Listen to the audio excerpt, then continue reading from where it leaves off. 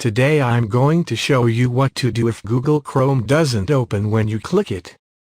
Start out by closing every open app. If Chrome is open, go ahead and close it. Then go to Settings. Scroll to Battery and Device Care. Click Storage. If you're close to using most of your storage, you'll need to delete some applications files or something else to make free space. Go back. Hit Apps. Find and click on Google Chrome. Click Storage. Manage Storage.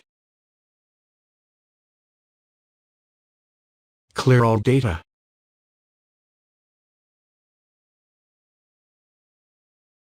And click OK. Next, go back to Home.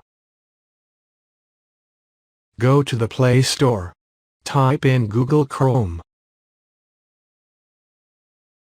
And update Google Chrome if needed.